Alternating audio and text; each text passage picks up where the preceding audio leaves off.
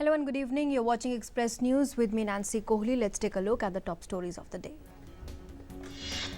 Prime Minister Modi inaugurated the 107th session of the Indian Science Congress Association. The theme for the year 2020 is Science and Technology, Rural Development. The 5-day-long science congregation will witness 15,000 participation from all walks of life. Prime Minister Modi launched the iSTEM, the country's first national portal of publicly funded research facilities and equipment.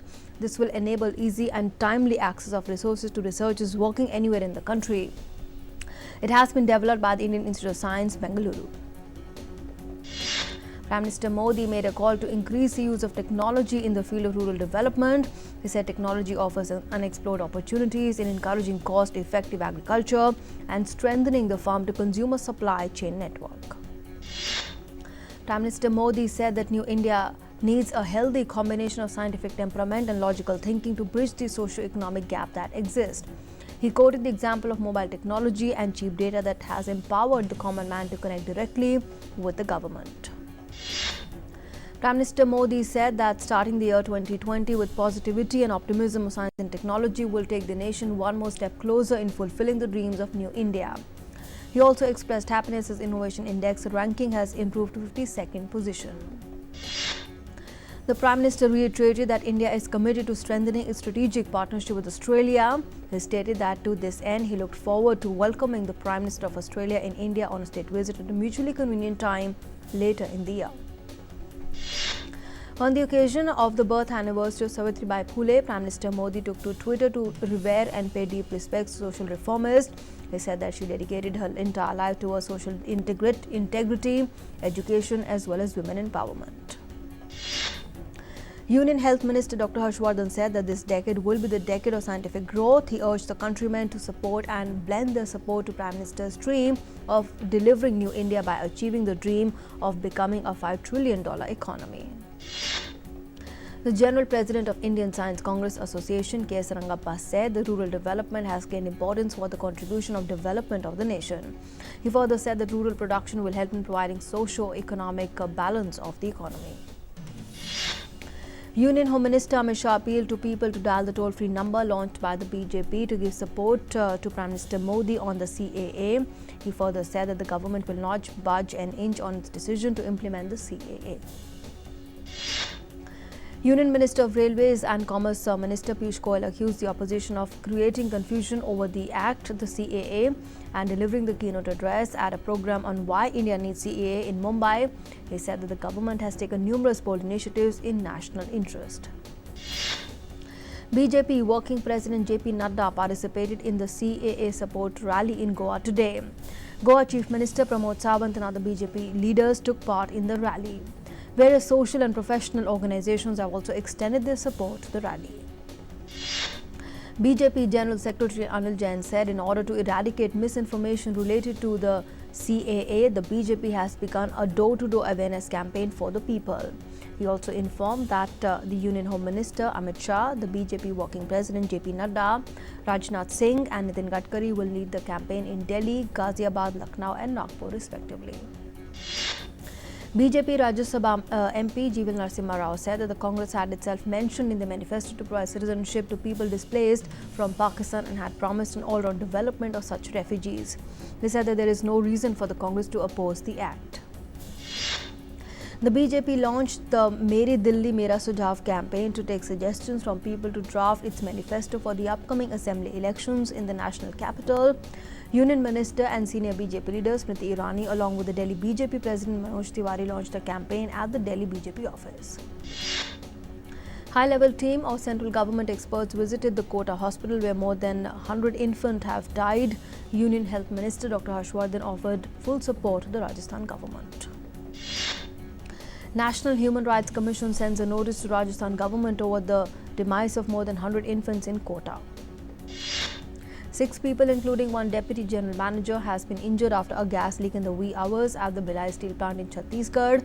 All the injured people have been taken to hospital and seriously injured have been admitted to the ICU.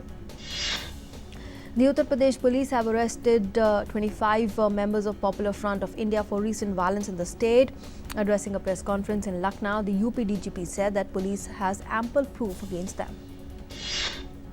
Andhra Pradesh Chief Minister Jagan Mohan Reddy inaugurated Dr. YSR Arogya Sari scheme at Elluru in West Godavari district today. The scheme aims to provide free medical treatment to the poor. After launching the scheme, the Chief Minister expressed hope that this will make the state emerge as the best in the health sector. The External Affairs Ministry spokesperson said that India has reached out to all the countries across the globe and written to its mission to share its perspective on the CAA. He further said that India is also reaching out to foreign ambassadors in Delhi, in some cases on the act. It was a clear morning in the national capital today, with the minimum temperature settling at 7.6 degrees Celsius. The national capital had recorded an above normal maximum temperature for the second consecutive day on Thursday after remaining in the grip of a prolonged cold spell. Pakistan initiated unprovoked ceasefire violation by firing small arms and shelling with the mortars along with the LOC in Krishna Ghati sector in the Poonch district of Jammu and Kashmir today. The Indian Army retaliated befittingly. Two-day meeting of the Union Council of Ministers to review the working of all the ministries has begun under the leadership of Prime Minister Modi in New Delhi today to set priorities and strategies of the government in the future.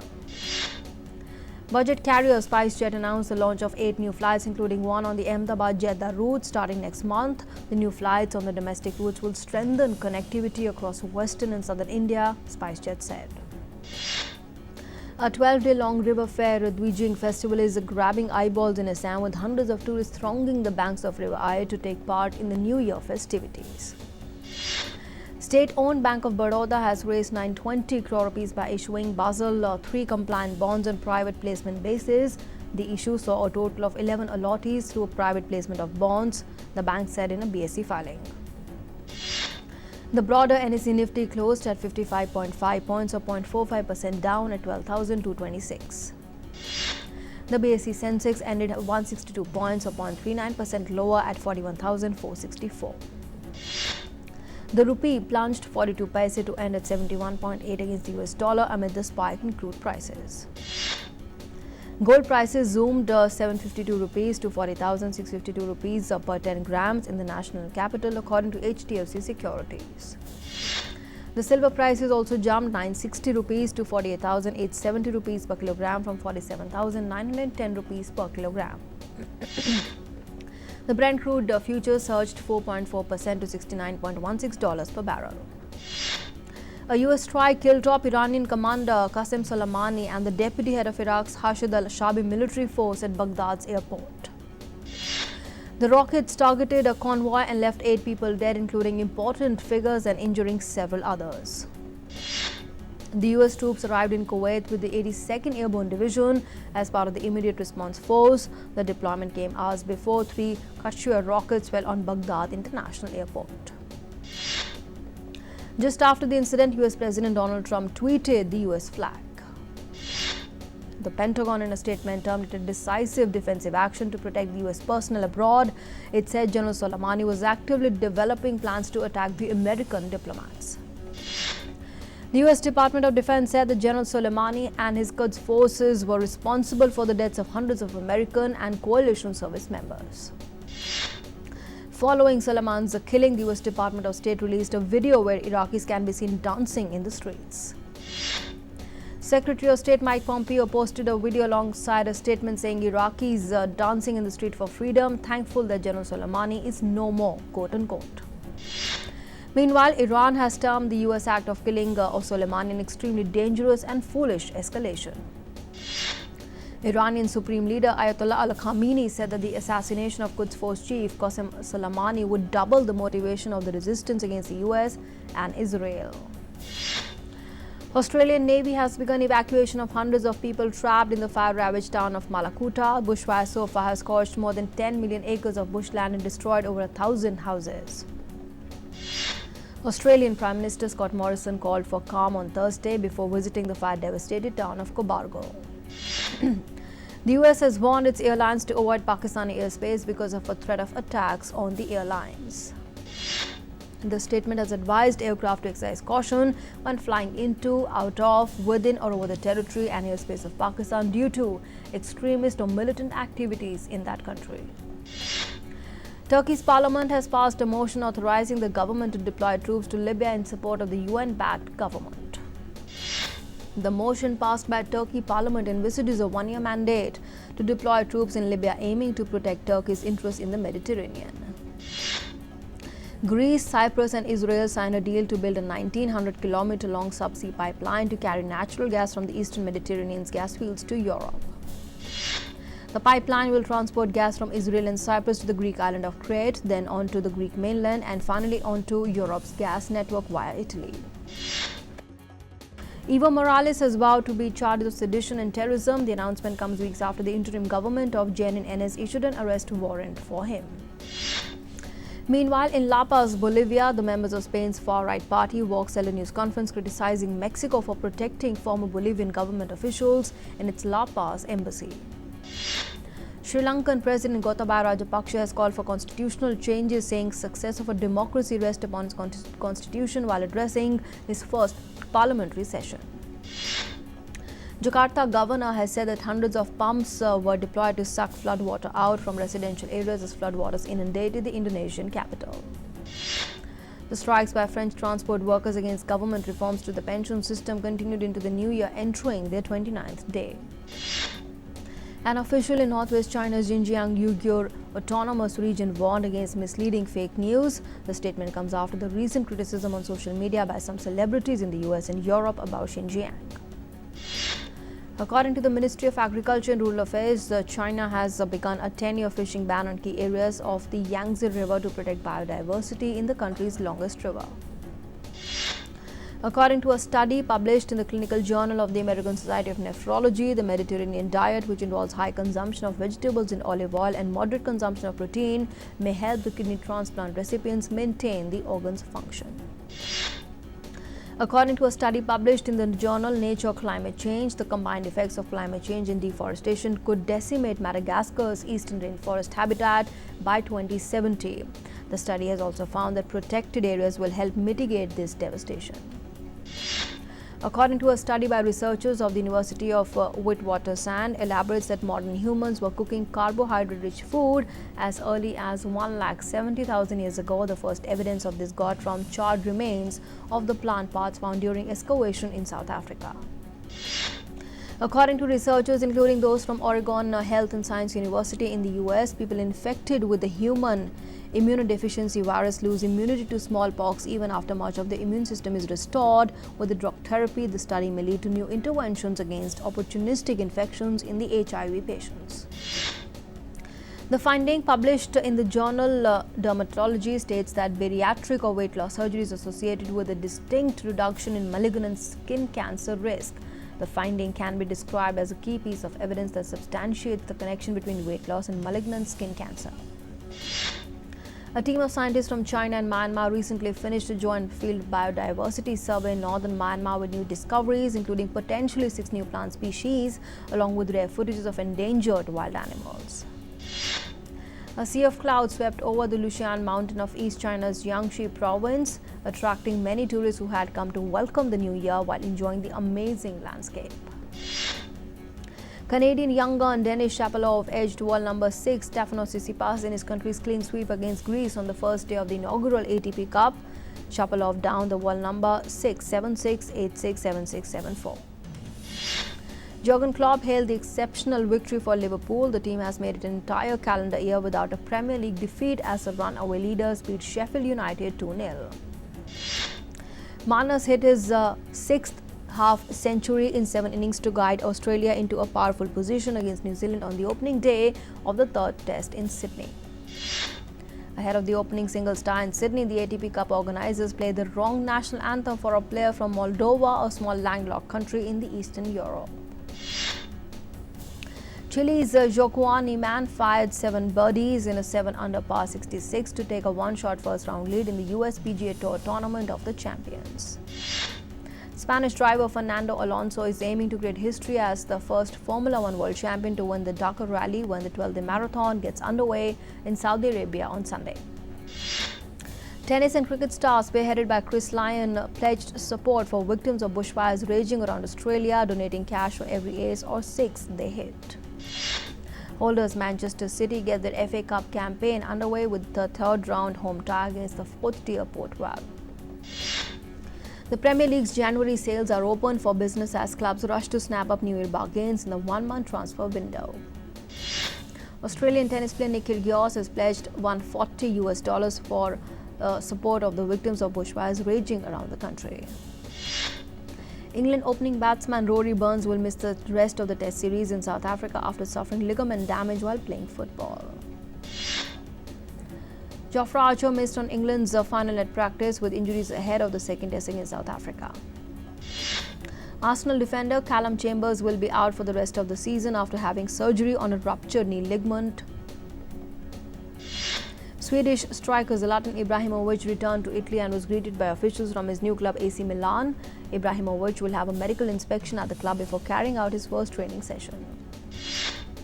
Wayne Rooney made a winning debut for Derby as he had a hand in both goals in a 2-1 victory over Barnsley in England's second-tier league championship.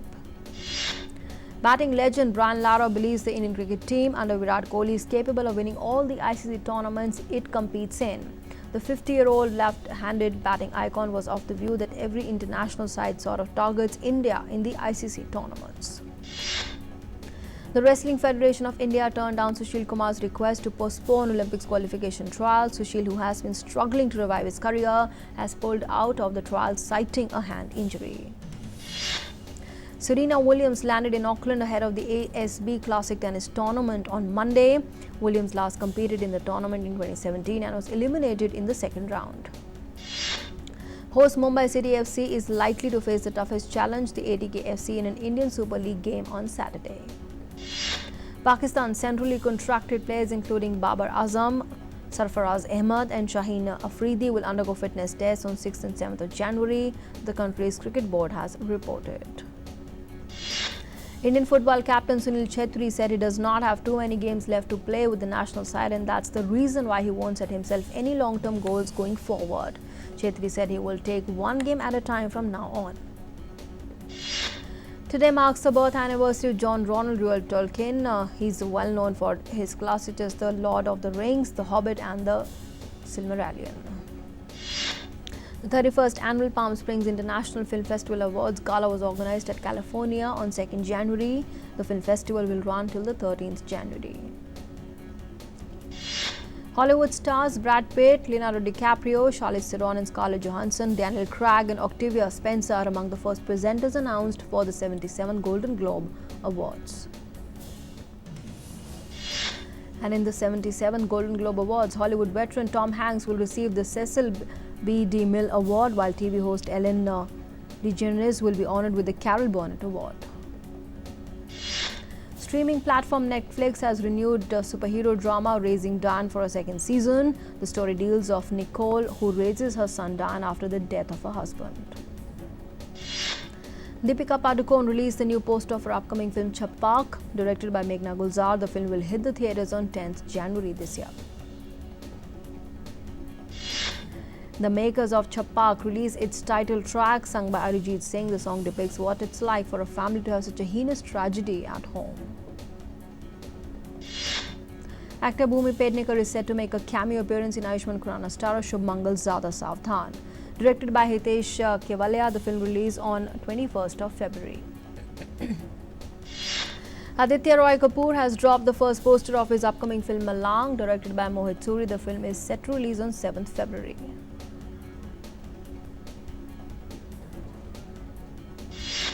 Actor Anil Kapoor shared the first look of Disha Patani in the film Malang. The actor also shared that the trailer of the film will release on the 6th of January.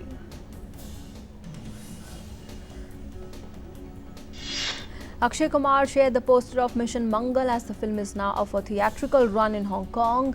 Helmed by Jagan Shakti, the film is based on ISRO's Mars Orbiter mission.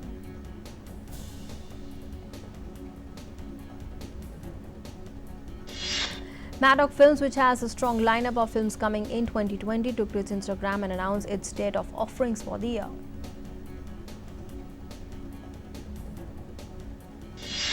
Actor Raj Shekhar, Executive Vice President, Movie Artists Association, resigned from his post. The actor has also clarified that he has no misunderstanding or fight with the actor Chiranjeevi over issues in the Movie Artists Association.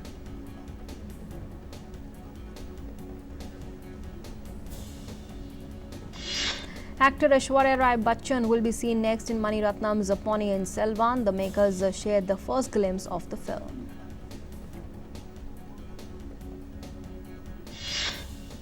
And with that, it's a wrap on this edition of the news. Thanks for being with us.